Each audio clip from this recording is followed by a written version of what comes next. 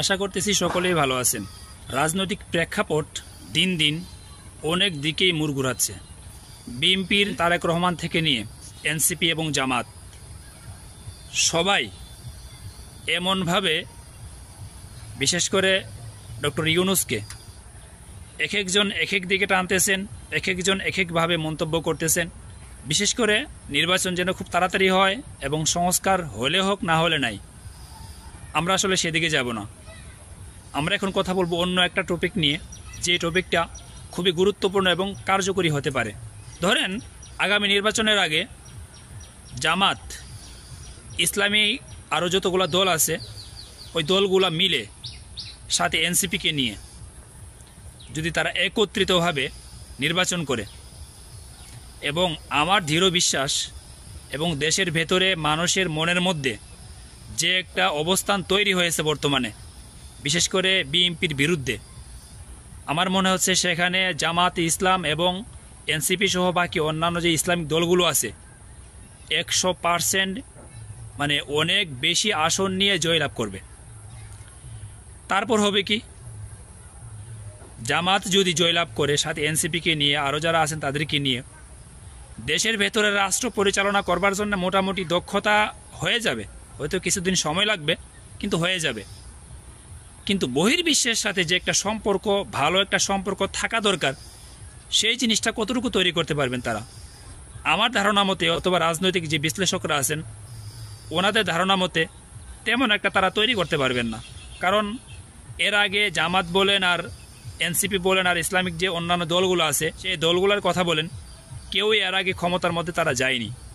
জামাত যদিও গিয়েছে অংশীদার হয়ে, সরাসরিভাবে যায়নি। এখন তাহলে তারা বহির্বিশ্বের সাথে ভালো যে একটা সম্পর্ক তৈরি করা, বিভিন্ন দিক দিয়ে ওই দিকগুলো আসলে কিভাবে তারা তৈরি করবে, এটা করতে গেলে কিন্তু অন্য আরেকজন মানুষের প্রয়োজন পড়বে। সেই মানুষটা হতে পারেন ডক্টর মোহাম্মদ ইউনূস। এবং রাজনৈতিক বিশ্লেষকরা মনে করতেছেন জামাত এবং এনসিপি এবং অন্যান্য দলগুলো মিলে রাষ্ট্রপতি হিসেবে ডক্টর মোহাম্মদ ইউনূসকে যদি করা হয়, তাহলে এখানে হবে কয়েকটা দিকে আসলে লাভবান হওয়া সম্ভব, তাদের দলের জন্যে এবং দেশের জন্যে, দুটারই। কিভাবে? মনে করেন ডক্টর ইউনূসের বয়স এখন 84-85 বছর হয়ে গেছে। জানি না হায়াত মৌতের কথা, আল্লাহ ভালো জানে। কিন্তু ডক্টর ইউনূসের কারণে জামাত এবং এনসিপির খুব ভালো একটা ভবিষ্যৎ নির্ধারণ হয়ে যেতে পারে।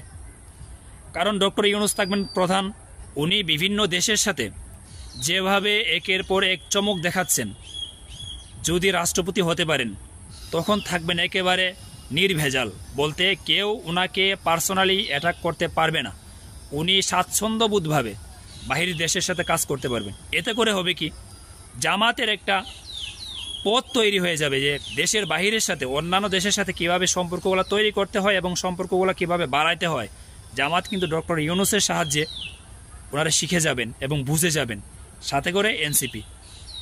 এটার দ্বারা শেষ যে বিষয়টা আসতে পারে সেটা হচ্ছে, যদি তারা একত্রিত হয়ে নির্বাচনগুলো করেন, হবে কি, আগামী কয়েক বছরের মধ্যে, ঠিক আছে, কথাগুলো লিখে রাখতে পারেন, কয়েক বছরের মধ্যে অথবা কয়েক যুগের মধ্যে জামাত এবং এনসিপি এই দুইটা দলের মধ্যে হয় একটা থাকবে সরকারি দল আর একটা থাকবে বিরোধী দল।